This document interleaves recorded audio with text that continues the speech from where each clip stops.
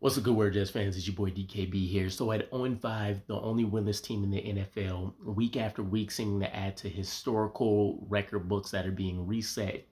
If there's a silver lining, is the fact that the New York Jets at least own the number one overall pick in the 2026 NFL draft. Now, I wasn't even remotely interested in having these conversations a month plus into the season, but here we are. It's essentially mock draft season for us already. Talks about Mendoza and all of these other guys, Lenore Sellers, potentially being the number one overall pick for us. There's questions that come to mind, right? Just initially, will Aaron Glenn even survive and Darren Muji get the chance to make, at worst, probably a top three pick? Who knows?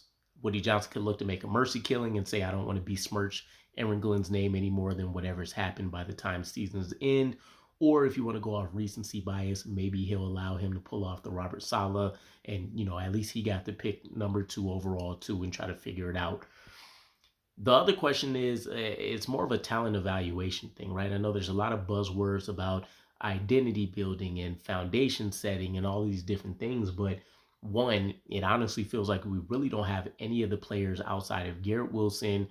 The continued hope that Sauce Gardner can at least return to form for coverage, and guys like Jermaine Johnson, Will McDonald, when he actually gets the opportunity to pass rush, and then the offensive line. Outside of that, it's really from starters to depth players, a huge question mark. And a lot of that I think about the free agency approach. The draft, I still have confidence some of these guys can develop, but the free agency approach in and of itself, you just run through a list of names here, and whether it's the contract and length of time or just the reasoning around why we signed some of these guys, it's a tough pill to swallow, right? Stone Smart, Chukwuma Okorafor, Derek Nottie, Jamin Davis, Kenny Nwangwu, probably one of the best free agent signings. He can't even stay on the field.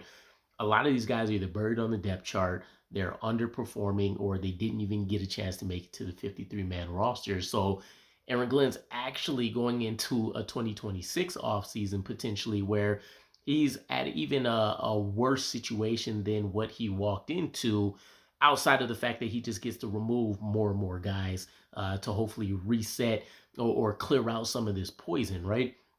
But you can't really look at free agency and say there's any one of these guys that we necessarily need to re-sign, keep, or there's hope that these guys are going to turn into something for us. And that's pretty concerning. So it does raise the question mark for me. Did we overhype Aaron Glenn and Darren Moody's talent evaluation skills? Or is this just a situation where they're trying to tread water and figure it out? You guys let me know. I'll catch you again. Peace.